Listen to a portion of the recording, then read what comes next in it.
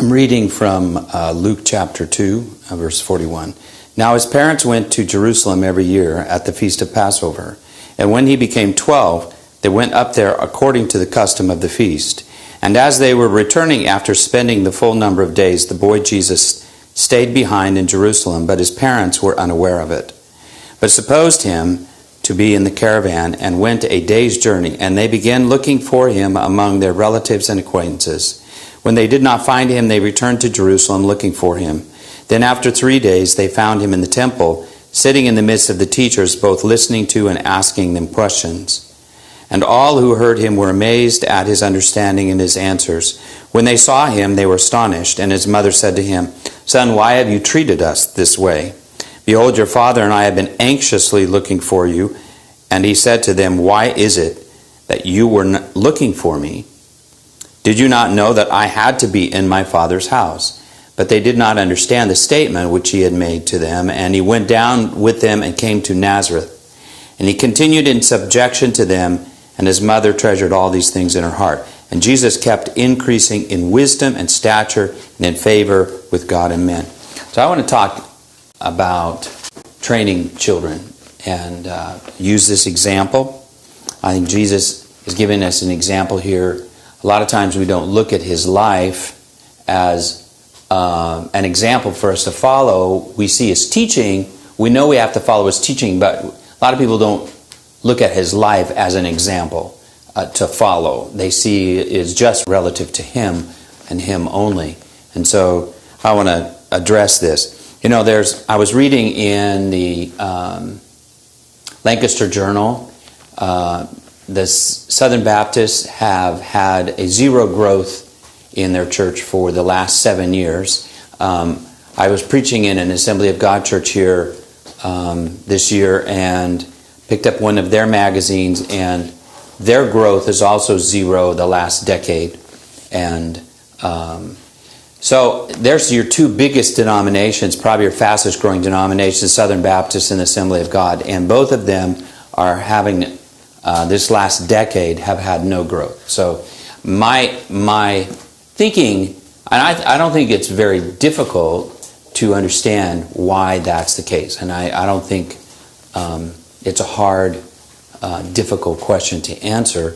I think where we're losing out is on the children. I think that's, everybody understands that. I was reading a statement from Vishal Mangalwadi from India here recently, and he was making the same point that the American church is having a really difficult time dealing with our culture, and he saw the answer is training children in local churches.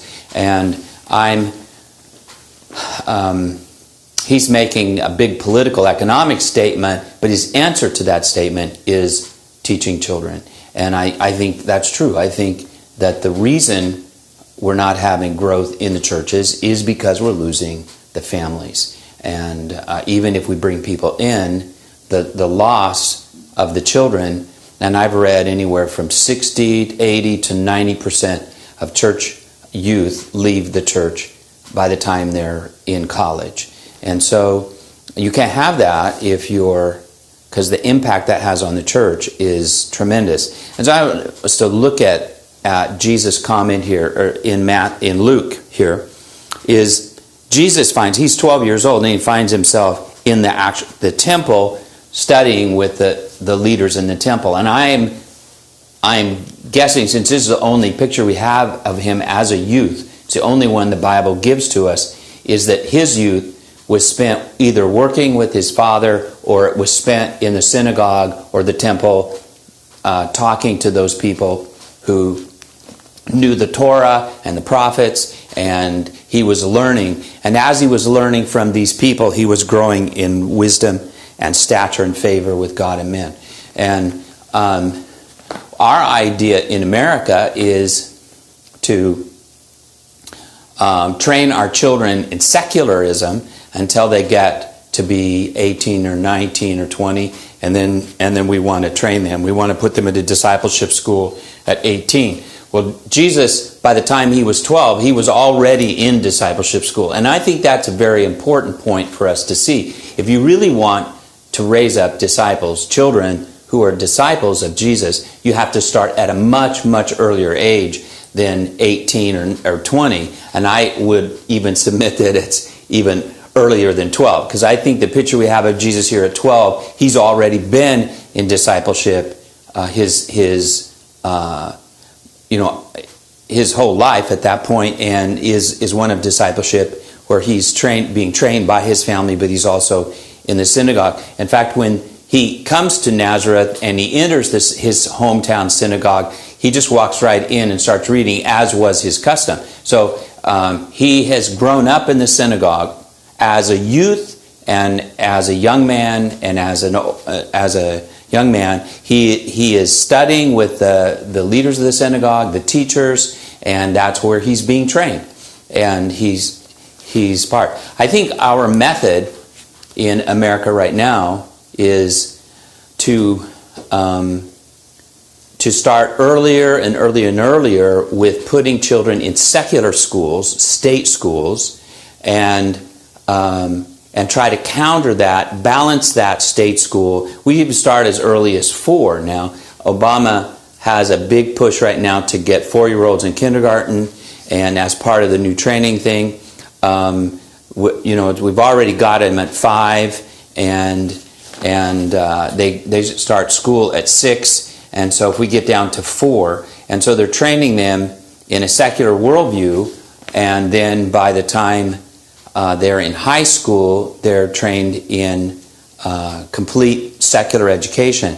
And we think we're going to balance that by having Sunday school and a youth group. Sunday school in America is still predominantly a 55-minute program, Sunday morning, Sunday afternoon maybe, where we bring in,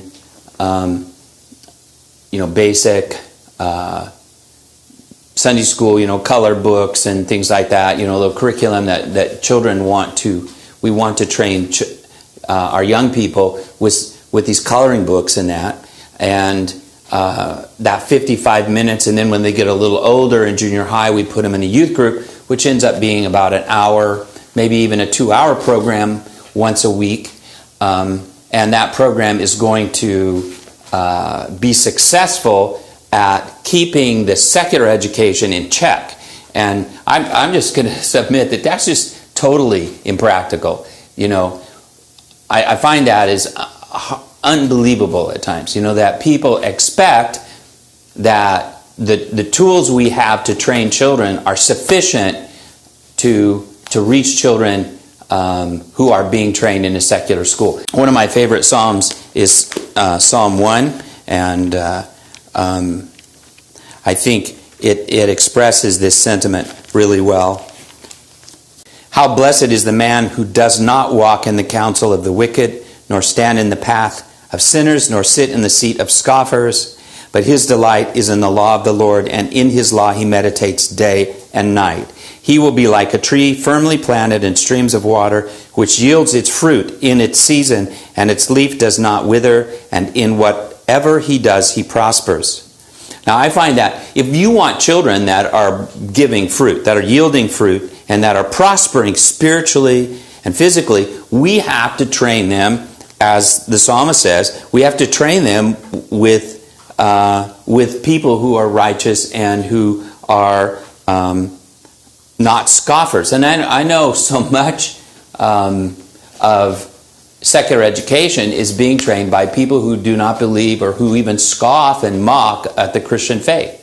And I was reading that in the newspaper just today. One of the popular astrophysicists was scoffing at Christians who believe a certain thing, and he basically said the Christian people need to stay out of education, they need to stay out of science, and they need just to stay away from children. And I said, you want those people training your children?